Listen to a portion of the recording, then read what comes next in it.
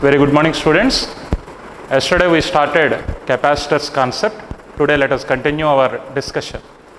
Yesterday we discussed the capacitance of a parallel plate capacitor with the dielectric and without a dielectric. Later we discussed about spherical capacitor.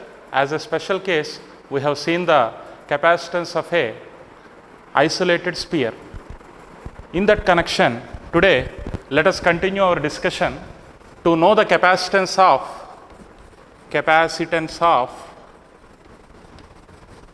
cylindrical capacitor.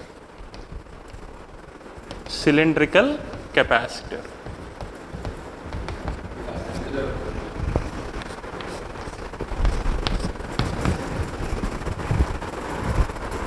Let us have a cylindrical capacitor like this. This is the inner cylinder. This is the outer cylinder.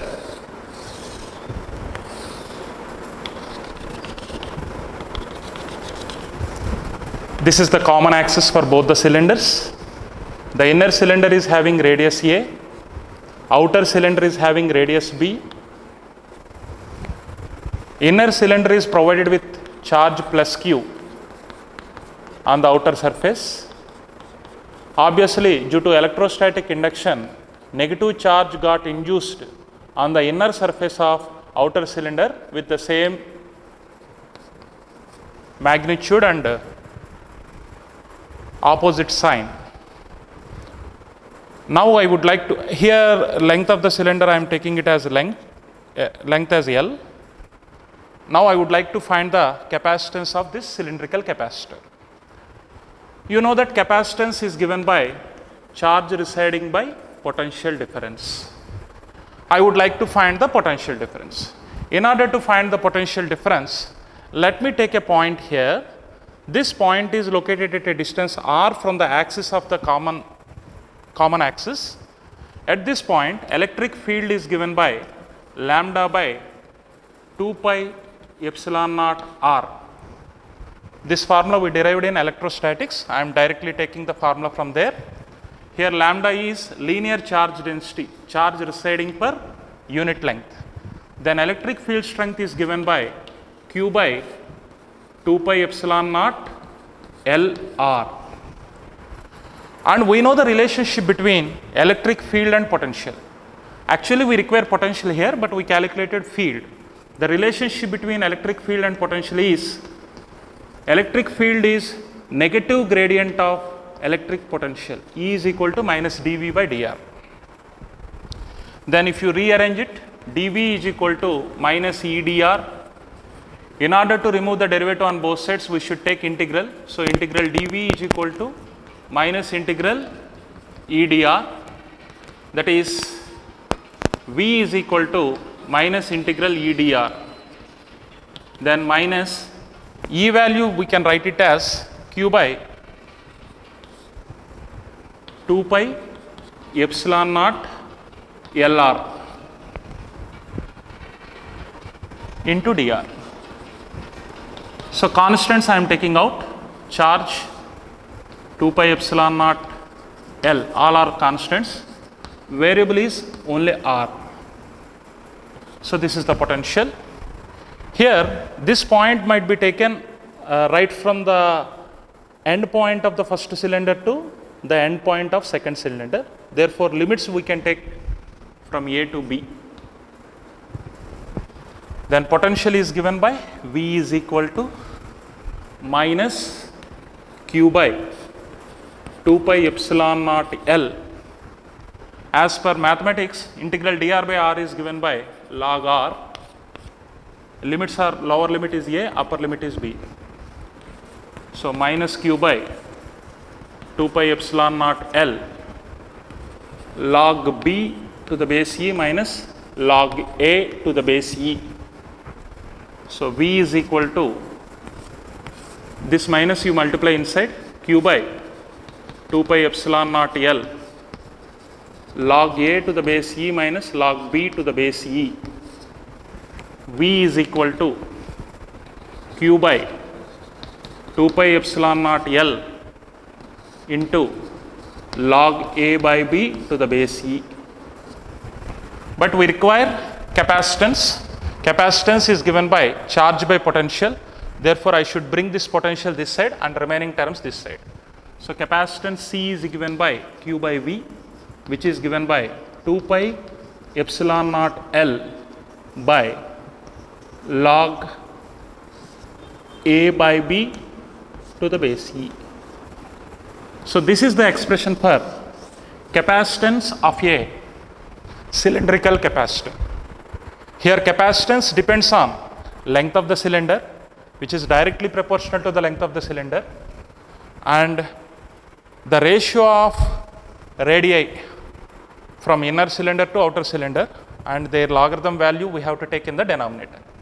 By using this formula, we are able to calculate the capacitance of a cylindrical capacitor. Now let us move to the next concept. Already we discussed about spherical capacitor. Now we discussed about cylindrical capacitor. Remember these formulae while doing applications. I am going to calculate the energy stored in a capacitor. How much energy a capacitor can store. Mathematically, we need to derive an expression.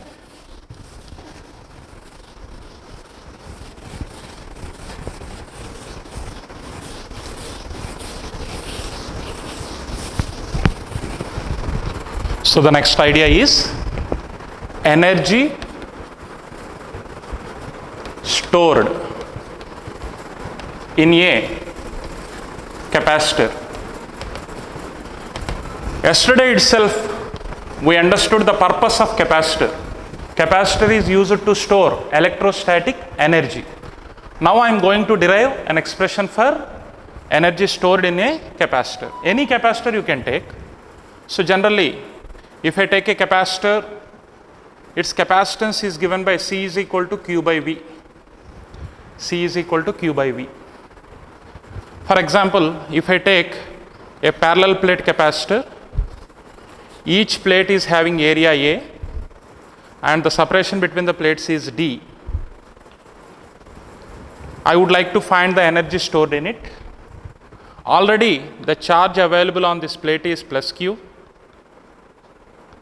Here the similar amount of negative charge is induced minus Q. I need to introduce some additional charge dQ onto the first plate. Is it easy or difficult? Already positive charge is there. Again you are going to bring a small amount of positive charge onto this plate. It is difficult. So we need to do some work against the repulsion given by the existing charge available on the plate. So the work required is dW given by V dQ. In order to bring a charge dQ onto a plate of potential V, we need to do work dW. Whatever work you are doing to bring additional charge onto the plate will be stored as energy in the capacitor. That's what we are going to find now. In order to calculate this, you can write potential value as Q by C. From this expression, you substitute it here. dW is equal to Q by C into dQ. Then, in order to remove the derivative on both sides, we should apply integration. dW is equal to capital Q, charge available on the plate. dQ is the charge that we are going to introduce by C integral. Here capacitance of the capacitor is fixed. So integration and derivative gets cancelled. So work done is given by 1 by C integral Q dQ. It is in the form of x power n dx. So we know the formula for integral x power n dx. What is integral x power n dx? X power n plus 1 by n plus 1. The same formula I am going to apply here. Work done can be calculated by Q power 1 plus 1 by 1 plus 1. So work done is given by Q square by 2C. This work done itself is stored as energy. So energy stored here is represented with the letter U. So energy stored in the capacitor is given by half Q square by C or Q square by 2C, anything you can write. If you want to express this potential energy in terms of potential, again I will take C is equal to Q by V here, then what will happen? U is equal to 1 by 2 Q square by Q by V. Q and square gets cancelled. So U is given by half QV. This is another expression for energy stored. It is in terms of charge and potential. It is in terms of charge and capacitance. Only if you want capacitance and potential, that means you need to replace Q value. What is Q value? U is equal to, in the place of Q, if I write CV into V, energy stored can be given by half CV square. While doing numericals, depending on the available data, if you are provided with charge and capacitance, then you have to use this as potential energy formula. If you are provided with potential and charge, this formula could be used. If you are provided with capacitance and potential, this formula could be used. So this is the expression for energy stored in a capacitor. Can you say how a capacitor stores energy? We need to do some work to introduce additional charge onto the existing potential containing plate. The additional work done will be stored as energy here. These are the various formula for calculating energy stored in a capacitor. Remember these formulae for doing objective. Next concept. Let us calculate energy density. Let's calculate energy density available inside a capacitor. What is energy density? Can anybody define energy density? The energy available per unit volume is called energy density. I am going to calculate energy density. Energy density is defined as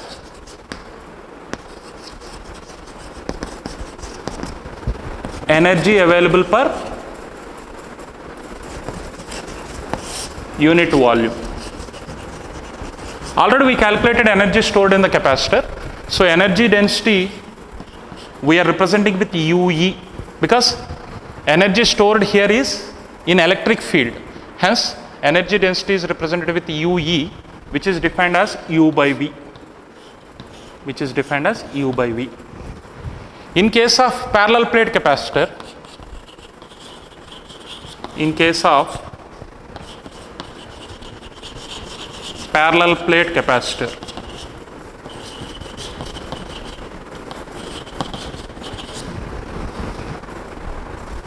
UE is given by half CV square. This V is potential, this V is volume. Volume means area into separation between the plates. Area into separation between the plates. As we are taking parallel plate capacitor as an example, let me calculate this energy density. UE is given by, in the place of capacitance, I can write epsilon naught A by D. We calculated the expression for capacitance of a parallel plate capacitor as epsilon naught A by D.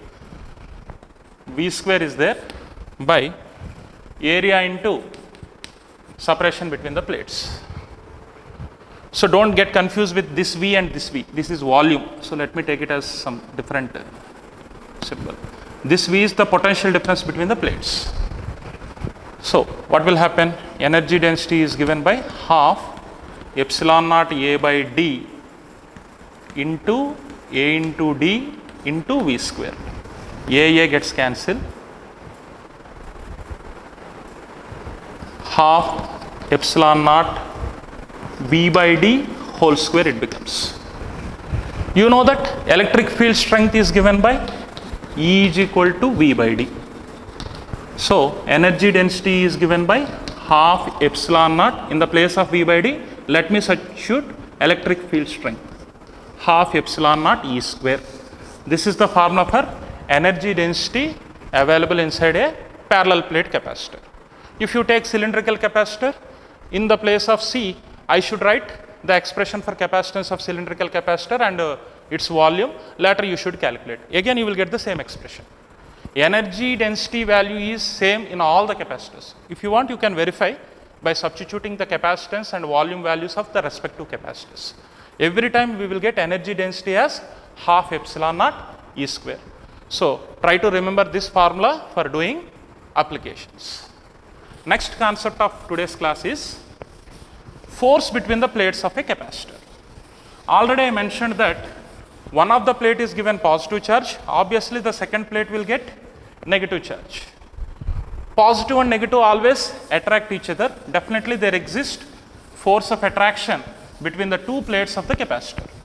In this part of discussion, we are going to calculate the force of attraction between the two plates of a capacitor. Once again you see, force between plates of a capacitor. Generally we take parallel plate capacitor as our discussion. So if I take a parallel plate capacitor, this plate is provided with positive charge. This plate obviously will get negative charge. Here plus Q is there, here minus Q is there. Each plate area is A, separation between the plates is D. I am going to calculate the force of attraction between the two plates. How to calculate the force? You know that force can be written as negative gradient of potential energy. Force is negative gradient of potential energy. Now only we calculated potential energy, or nothing but energy stored in a capacitor. Energy stored in a capacitor is given by half CV square. Instead of D, let me take X here. Why I am taking, I will explain you. Here capacitance is given by epsilon naught A by D. In the place of D, I am taking X.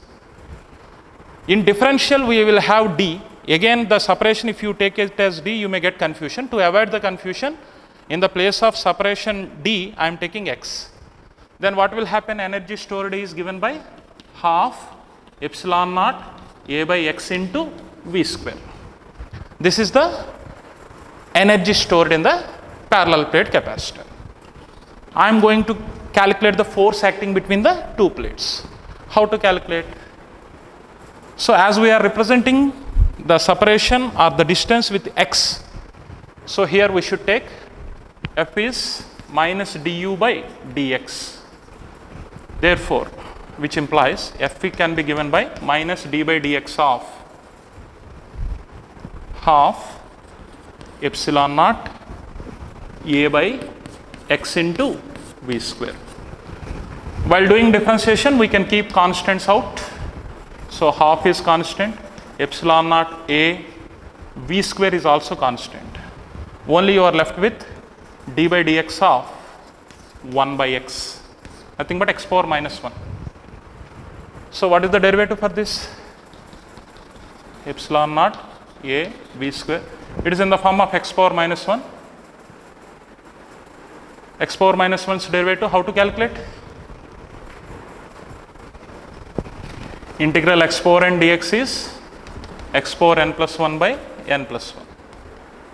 So if you take this x to the numerator, this formula is applicable only when n is not equal to 1. Sorry, n is not equal to minus 1. When n becomes minus 1, this formula is not valid. So what is dx, d by dx of 1 by x?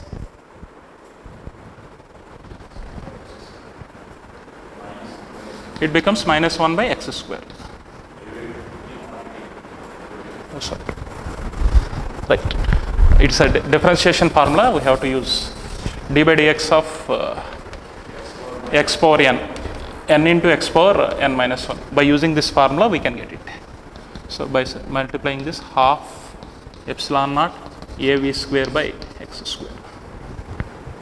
This is the expression for force between the two plates of a capacitor. So we may use this formula for calculation of certain problems. Sometimes we are required to find the force acting between the two plates, then we will use this expression. Thank you. We may continue our discussion in the next lesson. So in this lesson, we calculated the capacitance of a cylindrical capacitor. Later we calculated the expression for energy stored in a capacitor. Later we calculated the expression for force acting between the two plates of a capacitor. All these three topics you should revise through the textbook and remember those formulae for solving problems. Thank you.